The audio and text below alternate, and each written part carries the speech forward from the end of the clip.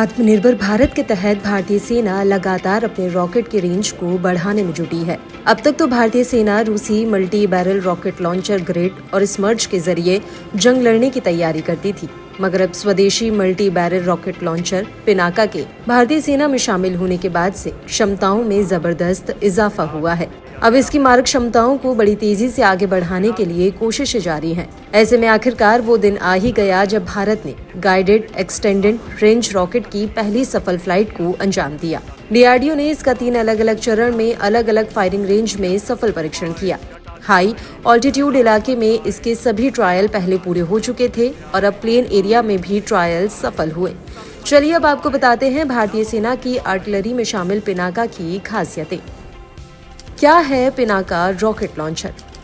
Pinaka rocket अत्याधुनिक दिशा सूचक प्रणाली से लैस है। ये सटीकता से लक्ष्य की पहचान कर उस पर निशाना साधता है। पिनाका रॉकेट की शुरुआती रेंज करीब 37 किलोमीटर तक ही थी, जिसे बढ़ाकर 45 किलोमीटर से ज्यादा किया जा चुका है। इसकी रफ्तार 1000 से 1200 मीटर प्रति सेकंड है। मारक क्षमता 38 किलोमीटर थी, जो अब बढ़कर 75 किलोमीटर हो जाएगी। पिनाका के जरिए एक साथ कई जगहों पर रॉकेट दागे जा सकते हैं। पिनाका सटीक निशाने की पहचान कर वही रॉकेट दागता है। जीपीएस को सपोर्ट करने के लिए इनर्शियल नेविगेशन सिस्टम भी लगा हुआ है।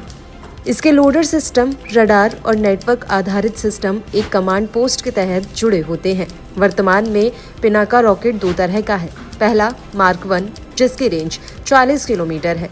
दूसरा मार्क 2, जिसकी रेंज 75 किलोमीटर है।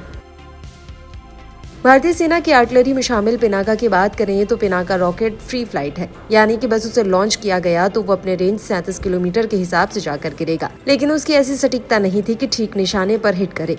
वह एक एरिया वेपन के तौर पर है, लेकिन जो एक्सटेंडेड रेंज गाइडेड पिनाका है वो गाइडेड रॉकेट जीपीएस नेविगेशन से लैस है, यानी कि एक बार टारगेट सेट कर दिया गया तो लॉन्च होने के बाद वो उस टारगेट पर सटीक मार करेगा। इसकी सटीक मारक क्षमता की बात करें तो ये टारगेट के 25 मीटर के आसपास हिट कर सकता है, जो कि एक बेहतर रेंज है।